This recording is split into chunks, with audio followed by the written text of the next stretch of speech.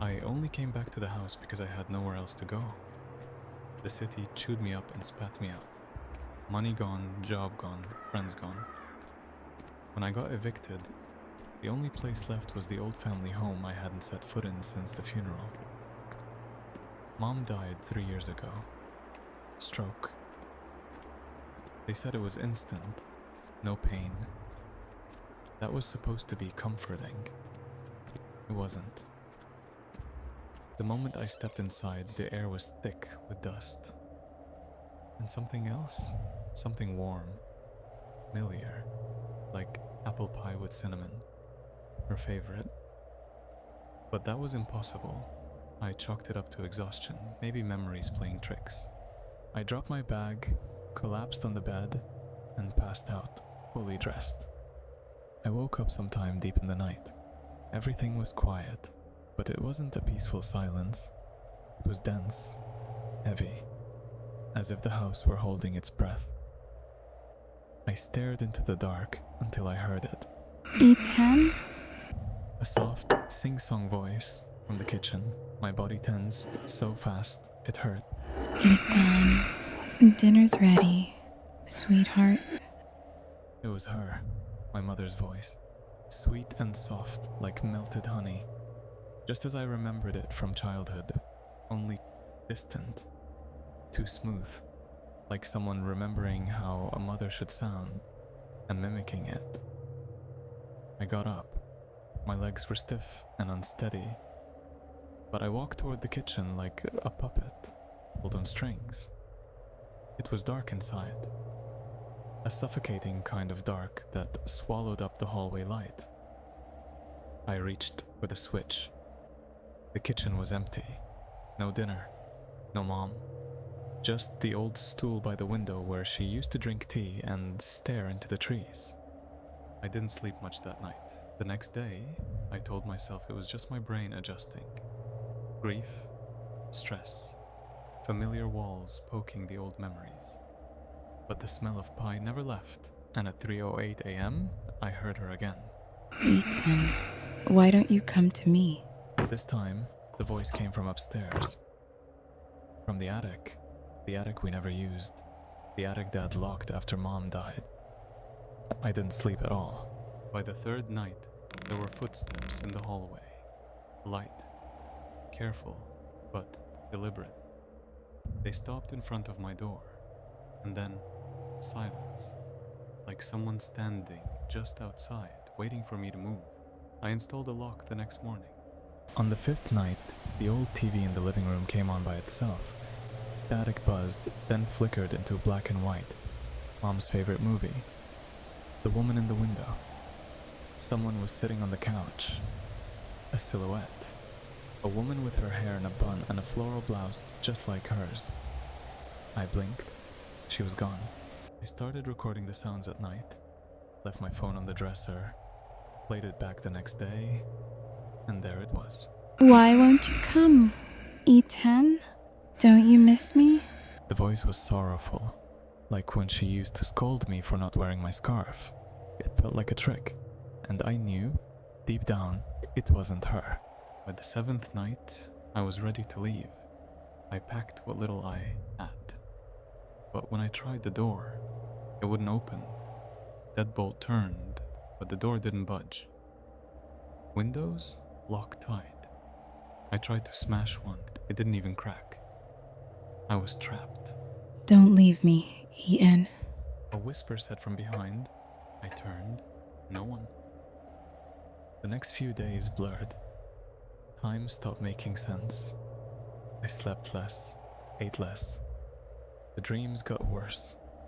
She was there every night, calling me, pulling me. Sometimes I'd wake up with bruises on my arms, like fingers had gripped me too hard.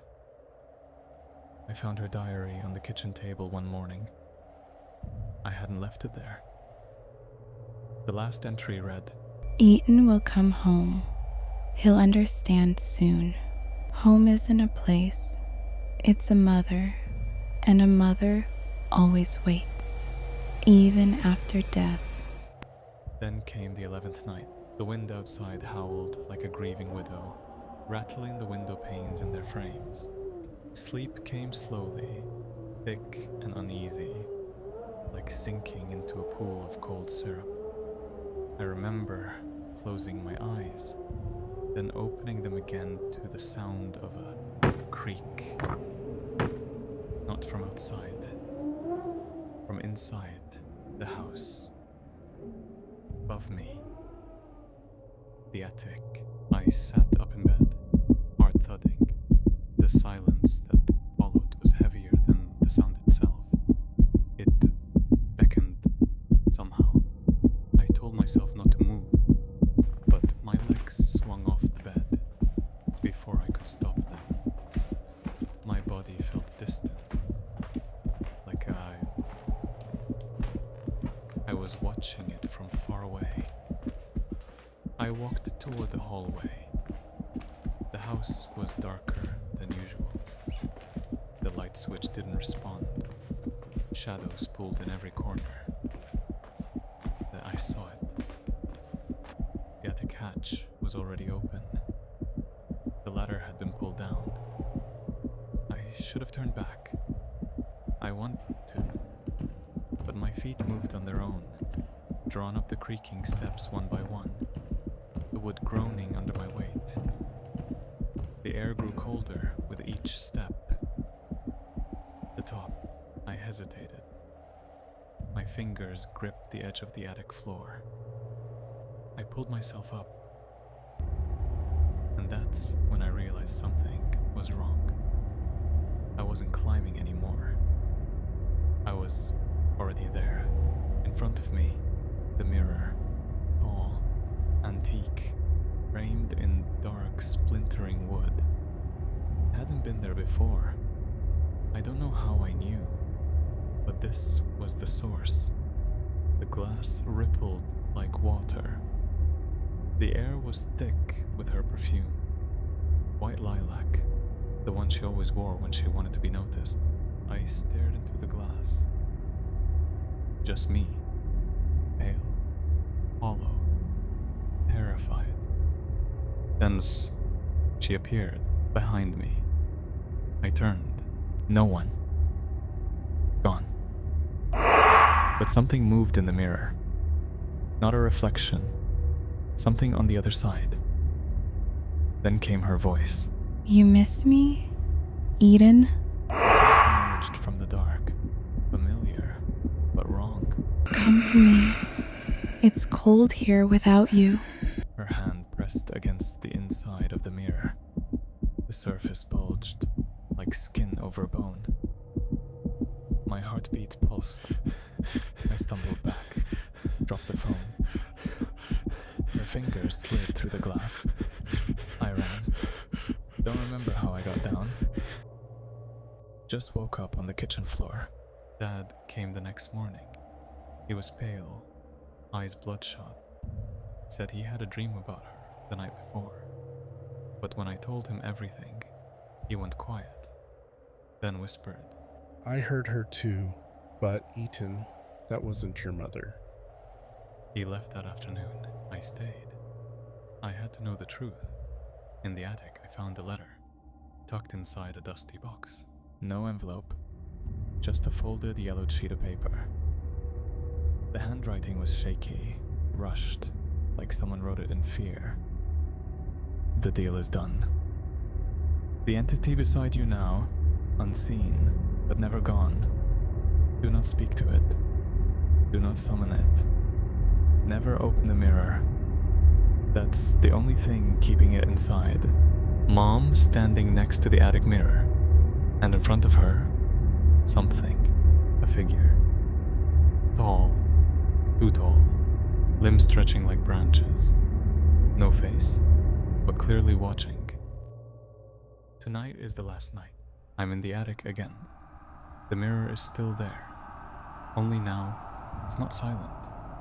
It breathes. Ethan, come home. Let me hold you. Just once. The mirror stretches and pulses. I smell pie. Her perfume, the old warmth. I miss her. God, I miss her. But I know it's not her. She died 3 years ago. And this thing wants me to forget that. I picked up the crowbar, raised it high, and smashed the mirror into 1,000 screaming shards. Each piece twitched, reflecting pieces of her distorted smile, melting into the dark. The sound that came next wasn't a scream. It was a howl, deep and alien, like something ancient being torn from the walls of the house itself, and then silence. I woke up in a hospital bed. Dad beside me. He said he found me unconscious. The attic was empty, no mirror. The recordings I made on my phone are gone. My phone was melted. He believes me. I saw it in his eyes, but he won't talk about it.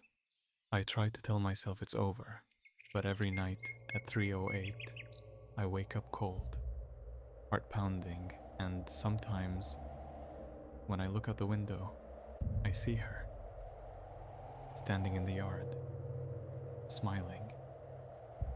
Her voice barely a whisper against the glass. You miss me, Ethan?